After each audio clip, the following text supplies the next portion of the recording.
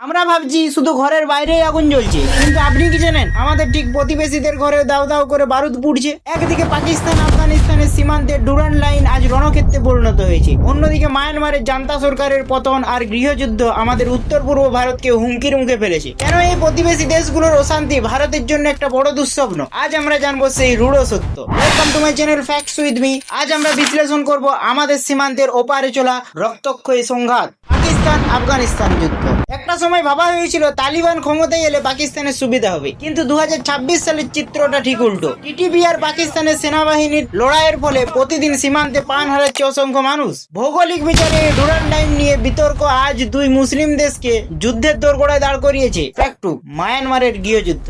আমাদের পূর্ব দিকে মায়ানমারে সাধারণ মানুষ আজ অস্ত্র হাতে তুলে নিয়েছে জান্তা সরকারের বিরুদ্ধে। জান্তা বাহিনী বনাম পিডিএফ আর বিদ্রোহী গোষ্ঠীগুলো লড়াইয়ের হাজার হাজার শরণার্থী ভারতে আশ্রয় নিচ্ছে। এই অস্থিরতা কি আমাদের উত্তর পূর্ব ভারতের শান্তি নষ্ট করবে? এটি এখন এক বড় ভূ রাজনৈতিক প্রশ্ন। ফ্যাক্ট থ্রি, প্রতিবেশী দেশে আগুন জ্বললে তার আজ আমাদের গায়েও লাগে। শরণার্থীর সমস্যা, চোরাচালান এবং নিরাপত্তার ঝুঁকি সব মিলিয়ে ভারত আজ এক কঠিন পরিস্থিতির সামনে দাঁড়িয়ে। কেন এই দেশগুলোর স্থায়িত্ব আমাদের জন্য এত জরুরি? সীমান্তের এই আগুন তো কেবল একদিনের গল্প, কিন্তু আফ্রিকার গহীন অরণ্য আর ইয়েমেনের মরুভূমিতে কেন ভয়ঙ্কর মানবিক বিপর্যয় চলছে? পার্ট 3 তে আমরা জানবো সুদান, ইথিওপিয়া আর ইয়েমেনের সেই লড়াই যা সারা বিশ্বের বিবেককে কাঁদিয়ে দিচ্ছে। ভিডিওটি মিস না করতে চাইলে ফ্যাক্টস উইথ মি চ্যানেলটি এখনই সাবস্ক্রাইব করে রাখুন।